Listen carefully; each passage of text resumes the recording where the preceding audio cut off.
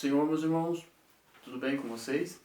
Estamos aqui para mais uma vez darmos continuidade em nossas aulas da Escola Bíblica Dominical, onde estaremos estudando esta semana a lição de número 10 da nossa sala Discipulado, que tem como tema Crendo na Santa Igreja Cristã, a comunhão dos santos.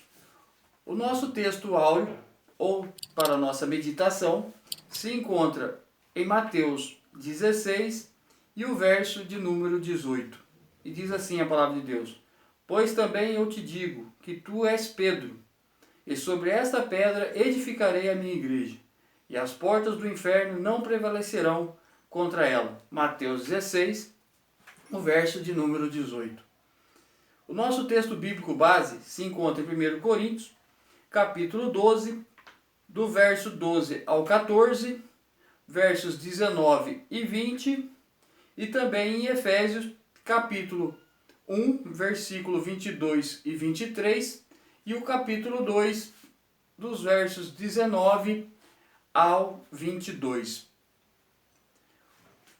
O nosso comentarista desta lição, já na introdução, ele nos coloca que a igreja é o corpo de Cristo no mundo, ou que o local em que nós congregamos é uma parte visível da igreja de Cristo espalhada sobre a face da terra. No último parágrafo da introdução, ele nos coloca: a igreja de Cristo é uma comunidade de comunhão, harmonia e paz. E como parte visível da igreja de Cristo, a igreja local em que você tem comunhão deve buscar viver esta harmonia e paz, embora saibamos que ela seja constituída por pessoas imperfeitas. Em se tratando de comunhão, a palavra de Deus, em Salmos no 133, vai nos dizer assim: ó, quão bom e quão suave é que os irmãos vivam em união. Então, quando nós falamos em comunhão, nós também estamos falando de união. E como é bom que nós vivamos em união. O tópico 1, a Igreja Cristã, Comunidade dos Santos. No tópico 1.1, vai nos dar a definição do que é igreja. A expressão igreja vem do grego eclésia ou eclesia, cujo significado é assembleia pública. A expressão eclésia tinha a ver com a reunião pública dos cidadãos gregos para decidirem questões da sociedade local. A palavra aportuguesada eclésia para a igreja passou a designar todas as pessoas de várias partes do mundo que depositaram sua confiança em Jesus. Esse é o entendimento quando lemos os textos bíblicos que se referem à igreja como corpo de Cristo manifestado no mundo. Vamos ler Atos dos Apóstolos, o capítulo 20 e o verso 28. Atos dos Apóstolos, capítulo de número 20 e o verso de número 28.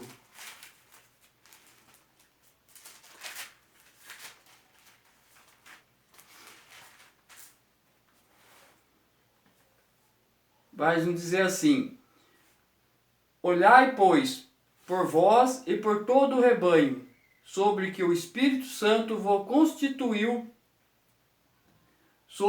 bispo para apacentardes a igreja de Deus, que ele resgatou com o seu próprio sangue.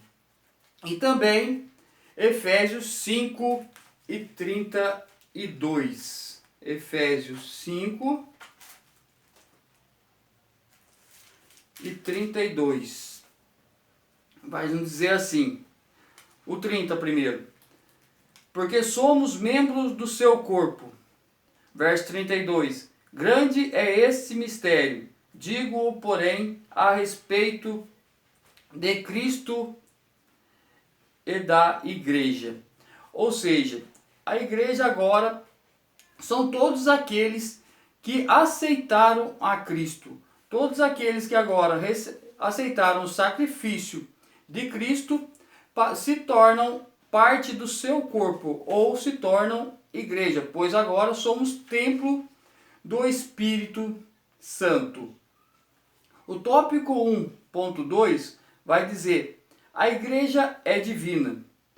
E nesse ponto nós podemos dizer que a igreja é divina porque foi o próprio Deus, o próprio Jesus que a instituiu. Isso nós podemos ver lá em Mateus, o verso 16 e o versículo 18, que foi o texto que nós lemos no início para a nossa meditação, que diz assim: pois eu também te digo que tu és Pedro, e sobre esta pedra edificarei a minha igreja, e as portas do inferno não prevalecerão contra ela. Então nós vemos que o próprio Jesus, ele instituiu a igreja.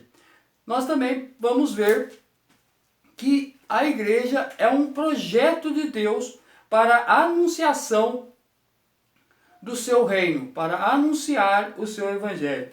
Isso nós podemos ver lá em Mateus, o capítulo de número 28, os versos 19 e 20. Mateus 28, os versos 19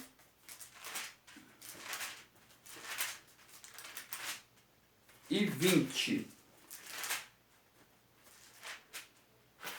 Mateus 28, os versos 19 e 20. Vai nos dizer assim: portanto, ide, ensinai a todas as nações. Vamos ler o 18 para ficar melhor. E chegando-se Jesus, lhes falou dizendo: é-me dado todo o poder e todo o poder do céu e na terra. Portanto, ide e ensinai a todas as nações, batizando-as em nome do Pai e do Filho e do Espírito Santo, ensinando-as a guardar todas as coisas que eu vos tenho mandado. E eis que eu estou convosco todos os dias até a consumação dos séculos. Amém. Nós podemos ver também em Marcos 16 e o verso de número 15. Marcos 16 e o verso 15, que vai dizer: e disse-lhes, ide por todo o mundo e pregai o evangelho a toda criatura. Então nós vemos que isso já é um projeto de Deus, a igreja é um projeto de Deus para anunciar o seu evangelho, para anunciar o seu reino. E também Cristo vai nos dizer que nós, a igreja, somos o sal da terra e a luz do mundo. Quer dizer, o corpo de Cristo é o sal da terra e a luz do mundo. Isso está lá em Mateus, o verso de números, o capítulo de número 5, Mateus capítulo 5, o verso 13 e 14. Vai dizer assim, Jesus falando com os seus discípulos: vós sois o sal da terra, e se o sal for ímpido, com que há de salgar? Para nada mais presta, senão para se lançar fora e ser pisado pelos homens. Verso 14. Vós sois a luz do mundo. Não se pode esconder uma cidade edificada sobre um monte. Então nós vemos que agora, nós como igreja, como parte do corpo de Cristo, nós agora temos como sal da terra e luz do mundo, nós somos incumbidos de mostrar a pessoa de Jesus às pessoas. Nós agora somos incumbidos de transmitir Jesus, levar luz aonde há trevas, levar salvação aonde há condenação. Por isso a igreja é divina, por transmitir a pessoa de Jesus. O tópico 1.3 vai dizer: a igreja é humana. como nós vimos no tópico anterior, Cristo instituiu a igreja. Cristo como Deus e aqui também como homem, pois em momento nenhum no seu ministério aqui terreno, Cristo deixou de ser homem. Ele passou por todas as dificuldades, por todas as afrontas, sendo homem. Por mais que ele também é Deus, ele passou por tudo aqui nessa terra como homem. E como homem, ele instituiu a igreja. Está lá em Mateus 16 e o verso de número 18 que nós lemos anteriormente. Também o nosso comentarista vai colocar assim: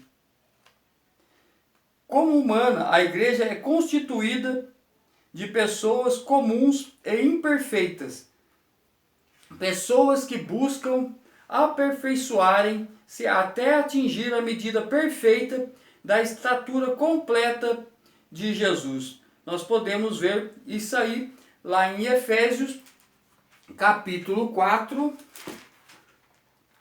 Efésios capítulo 4, os versos de número 12 e 13. Efésios capítulo 4, versos 12 e 13, que vai dizer assim, verso 12: querendo o aperfeiçoamento dos santos para a obra do ministério, para a edificação do corpo de Cristo, até que todos cheguemos à unidade da fé e ao conhecimento do Filho de Deus, a varão perfeito, à medida da estatura completa de Cristo.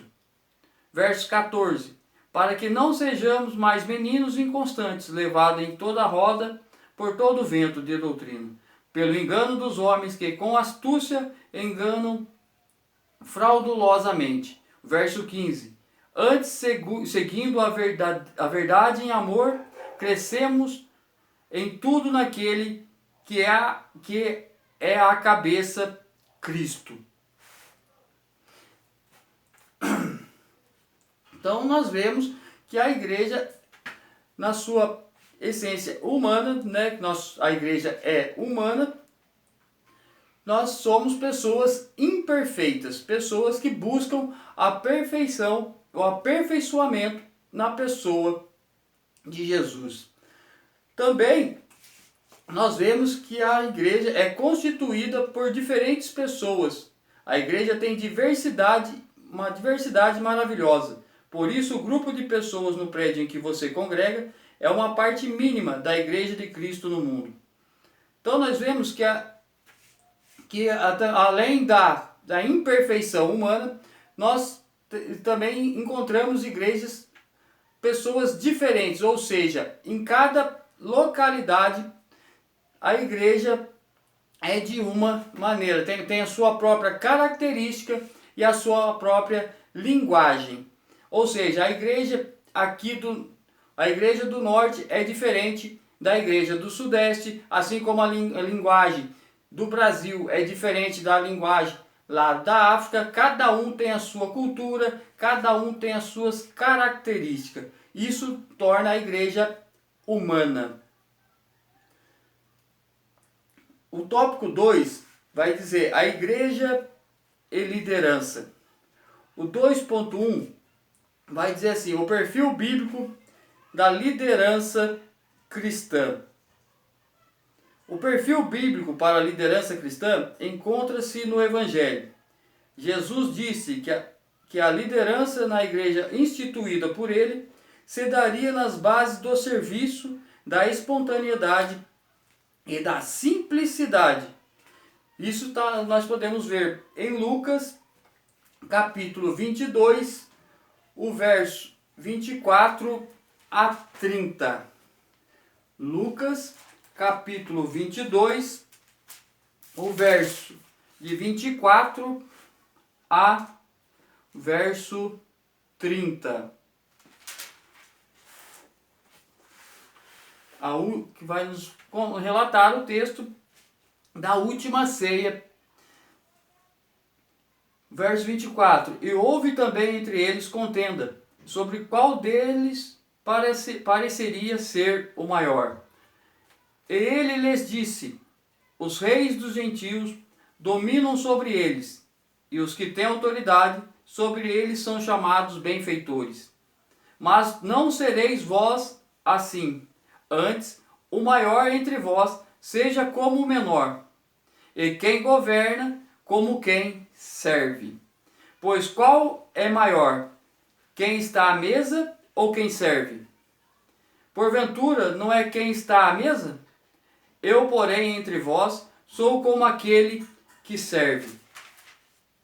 Verso 28. E vós sois o que tendes permanecido comigo nas minhas tentações, e eu vos destino o reino, como meu Pai me destinou, para que comais e bebais a minha mesa no meu reino, e vos assenteis sobre tronos, julgando as 12 tribos de Israel. Então nós vemos Jesus dando instruções aos seus discípulos de como se portar, de como a liderança é chamada no seu reino. E ela é convocada para ser servidora e auxiliadora.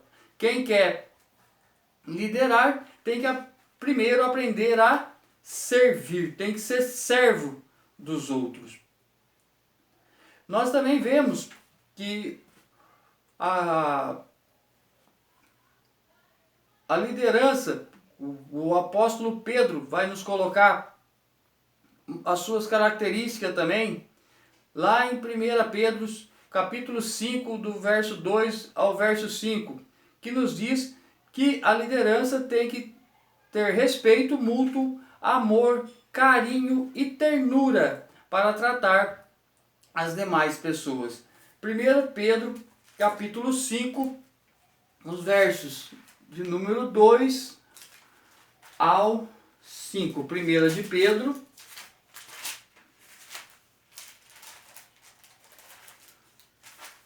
capítulo 5, o verso de número 2 ao verso 5.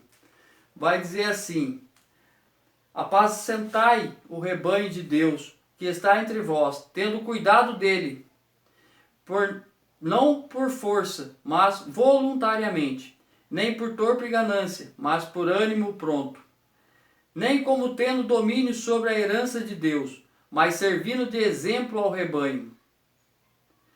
E quando aparecer o sumo pastor, alcançareis a incorruptível coroa de glória. Semelhantemente vós, jovens, sede sujeitos aos anciãos, e sede todos sujeitos uns aos outros, e revestivos de humildade, porque Deus resiste aos soberbos, mas dá graças ao humilde. Então nós vemos o perfil da liderança cristã, né? A Bíblia nos relata várias características de como a liderança cristã deve se portar, deve ser, né? A liderança nada mais tem que ser igual ao que Jesus nos mostrou. Ou seja, assim como Jesus se portou sendo Deus, ele se humilhou, se fez homem e nos ensinou como também devemos nos portar. Então aquele que quer liderar, primeiro ele tem que aprender a servir, tem que ser servo, tratando todos com respeito, amor e carinho. O tópico 2.2 vai dizer o pastor da igreja local. Nesse tópico nós vamos ver, como nós já vemos falando, das características de uma liderança. O tópico 2.2 vai nos mostrar a característica do pastor local, como deve ser um pastor local da igreja.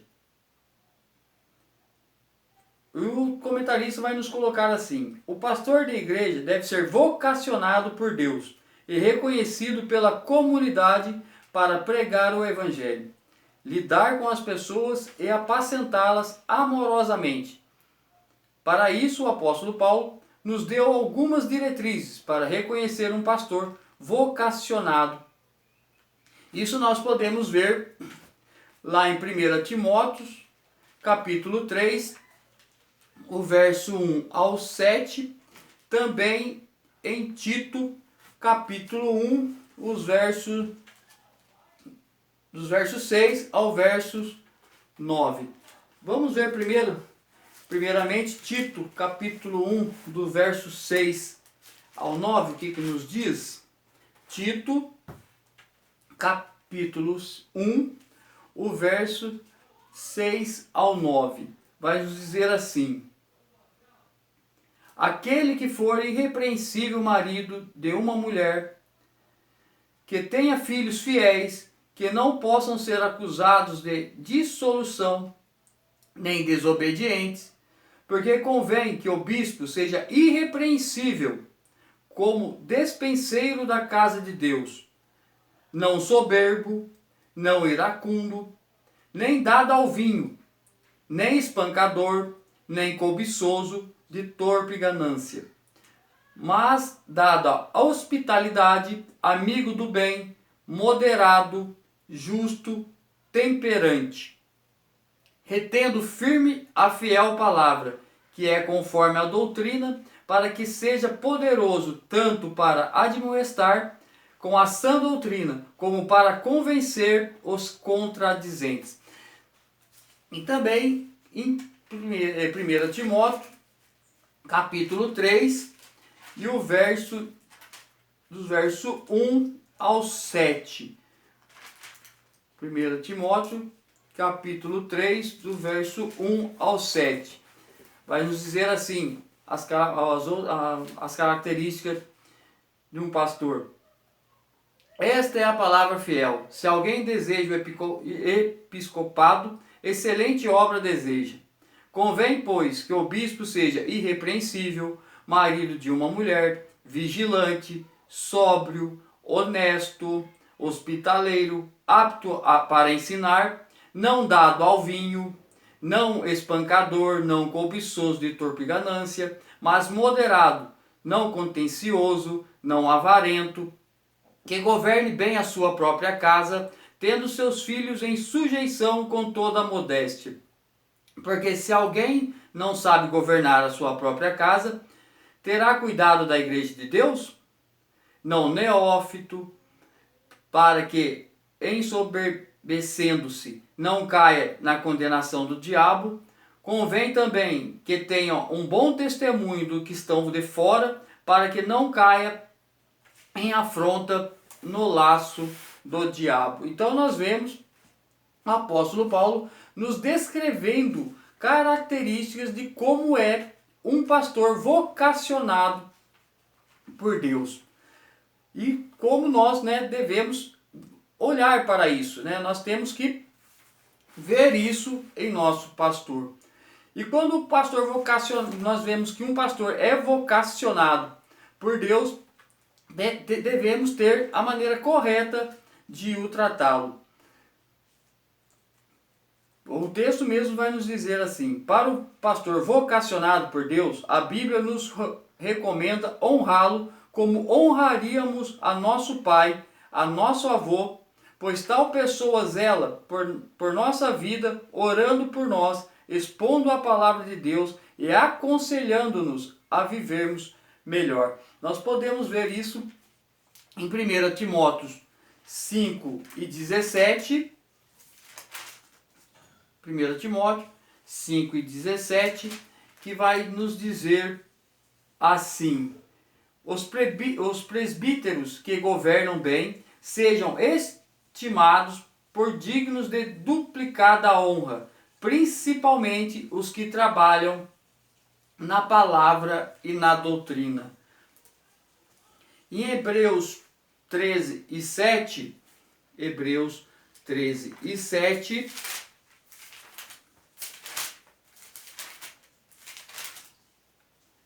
vai nos dizer assim: lembrai-vos dos vossos pastores, que vos falaram a palavra de Deus, e a fé dos quais imitai, atentando para a sua maneira de viver. Ou seja, nós devemos honrá-los e lembrar deles, assim como lembramos de nossos pais e também de nossos avós.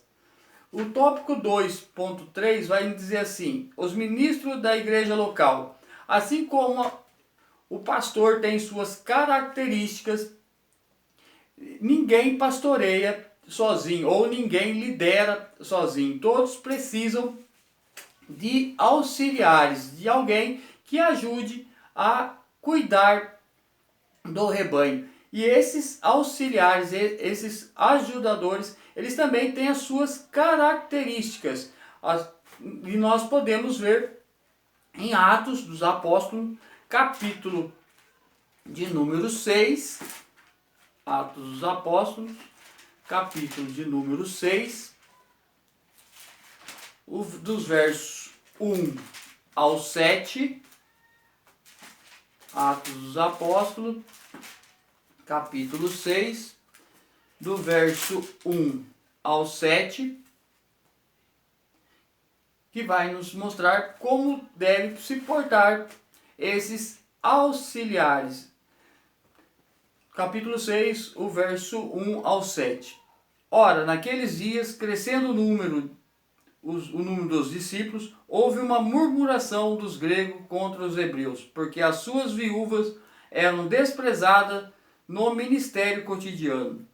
E os 12, convocando a multidão dos discípulos, disseram: não é razoável que nós deixemos a palavra de Deus e sirvamos a mesas.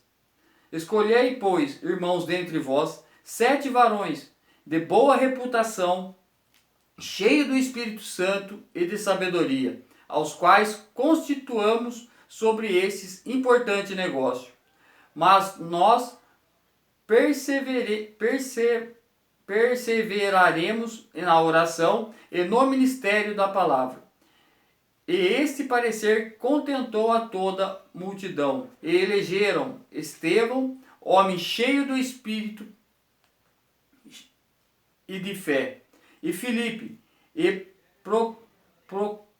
Procoro, e Nicanor, e Timão, e Parmenas, e Nicolau, prosélito de Antioquia, e os que apresentaram ante os apóstolos, e estes, orando, lhes impuseram a mão. E crescia a palavra de Deus, e em Jerusalém se multiplicava muito o número dos discípulos, e grande parte dos sacerdotes obedecia à fé. Também nós podemos ver essas características lá em 1 Timóteo, capítulo 3. 1 Timóteo, capítulo 3,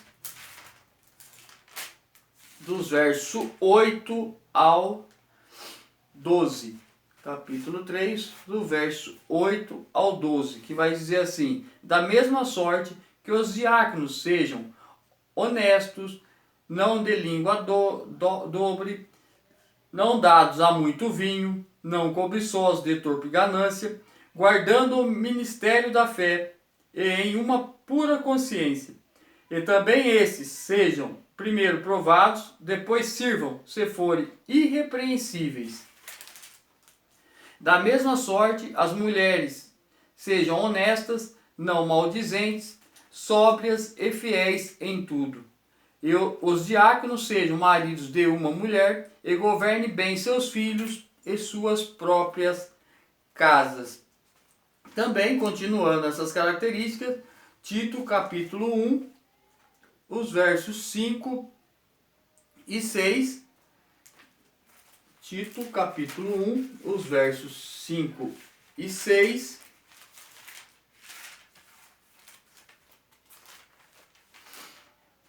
Por esta causa te deixei em Creta, para que pusesses em boa ordem as coisas que ainda restante e da cidade estabelecesse presbíteros, como te mandei. Aquele que for irrepreensível marido de uma mulher, que tenha filhos fiéis, que não possam ser acusados de dissolução, nem são desobedientes. Então nós vemos que esses auxiliadores também têm que ter as características do pastor, para que possam ajudá-lo a conduzir o rebanho. No tópico 3, vai dizer a missão da igreja. O tópico 3.1 vai falar assim: para a missão da igreja para com a humanidade. Nós vemos que Deus, desde o começo, ele tem prazer em se revelar à humanidade, fazendo isso no Antigo Testamento através dos profetas e na plenitude dos tempos através da pessoa de Jesus. E Jesus veio para proclamar a chegada do reino de Deus. E isso ele incumbe agora a igreja, que nós temos que transmitir o seu evangelho. No último parágrafo do tópico 3, o comentarista vai nos colocar assim: esse reino deve ser proclamado por nós na vida profissional, escolar, nas amizades, ou seja, por onde peregrinarmos, a mensagem do reino de Deus estará em nossos lábios, como resultado do nosso sentimento por Jesus. Ou seja, agora nós temos prazer em proclamar a palavra de Deus, o Evangelho. E em todos os momentos, em todos os lugares que estivermos, nós temos o dever de estarmos falando da pessoa de Jesus, mostrando Jesus a quem precisa, seja no trabalho, na escola, na rua, em todos os lugares. Nós temos, como igreja agora, como cristãos, nós temos que transmitir a pessoa de Jesus com prazer, com carinho, com gozo. E isso nós podemos ver lá em 1 Coríntios, capítulo 9, o verso 15 ao verso 18. 1 Coríntios, capítulo 9, os versos 15 e o verso até o verso de número 18.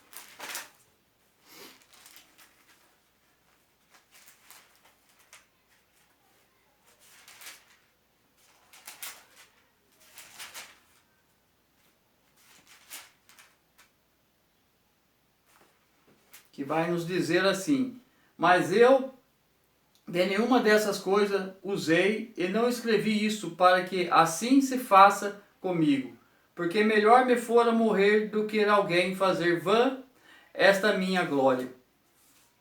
Porque se anuncio o evangelho, não tenho de que me gloriar, pois me é imposta essa obrigação. Ai de mim se não anunciar o evangelho.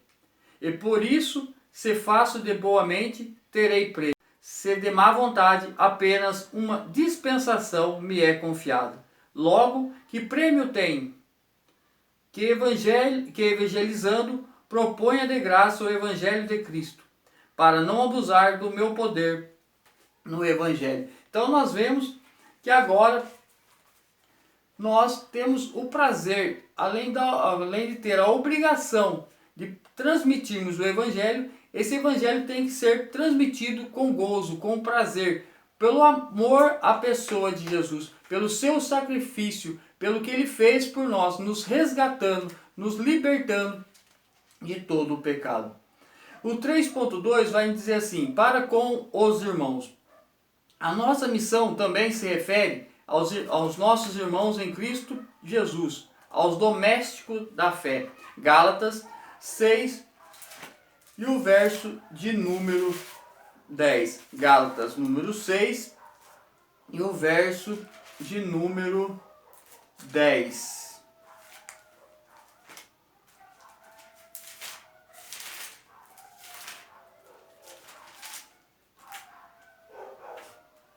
Vai nos dizer assim: então, enquanto temos tempo, façamos o bem a todos, mas principalmente aos domésticos da fé.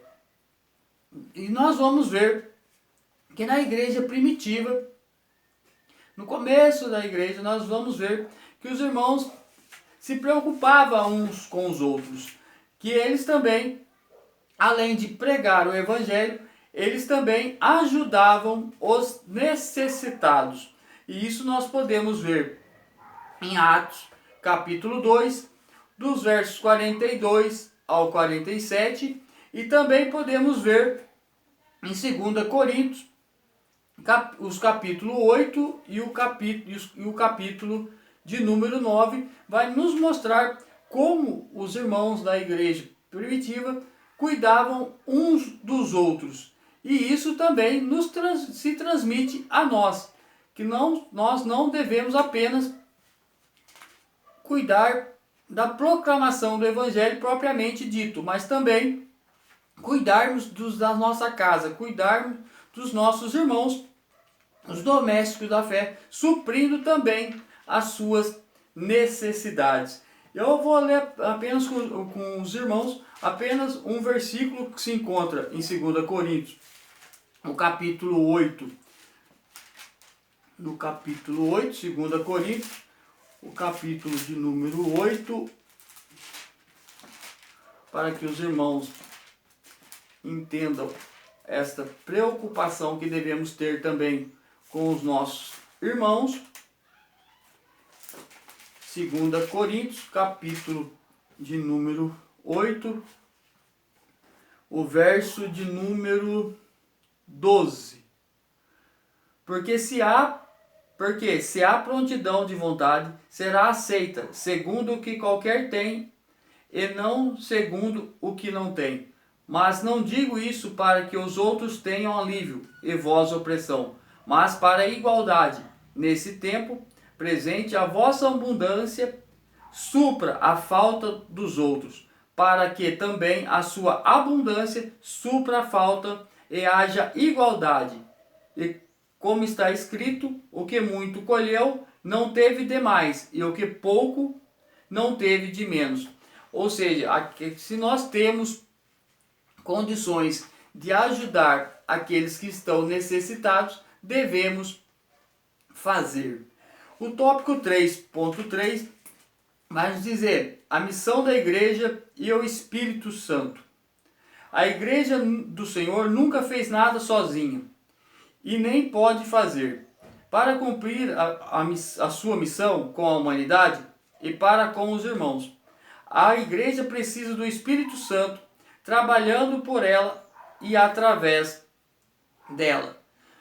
O Espírito estimulará pessoas, também capacitará irmãos e distribuirá dos dons espirituais e de serviço, para que o reino de Deus se faça conhecido no mundo.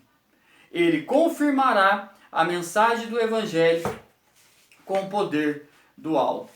Então, irmãos, de nós mesmos nada podemos fazer se não for através do Espírito Santo, pois é Ele que nos capacita e é Ele que convence o pecador, é Ele que confirma a palavra que é pregada. Nós podemos ver isso em Atos, capítulo 13 e o verso 2, Atos capítulo 13 e o verso de número 2,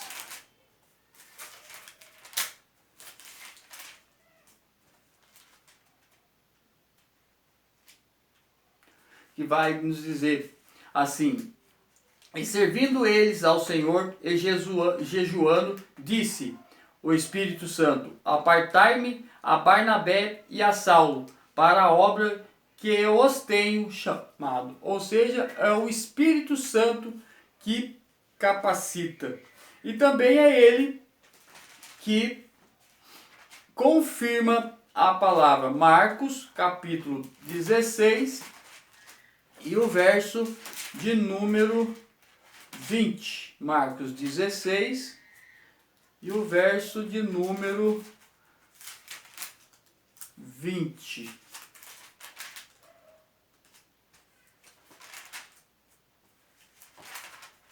Vai nos dizer assim: e eles, tendo partido, pregaram por todas as partes, cooperando com eles o Senhor, e confirmando a palavra com sinais que se seguiram. Amém. Então nós vemos que quem confirma é o Espírito Santo. E para concluirmos, o comentarista nos coloca assim: creio na Santa Igreja Cristã, a comunhão dos santos, A Igreja de Cristo é santa, isto é, separada e chamada por Ele para cumprir a sua missão. A Igreja de Cristo é a comunhão dos santos, pois ela integra centenas de milhares de pessoas de todos os cantos do mundo. Nós fomos integrados a essa igreja desde o momento em que decidimos por Jesus. Agora somos chamados por Ele a fazer a sua obra no mundo. Temos o privilégio de exercer a missão de Deus, a missão de Cristo, que hoje é a missão da igreja. Que Cristo Jesus vos abençoe e que nós possamos ter uma semana abençoada debaixo da graça de Deus. Amém?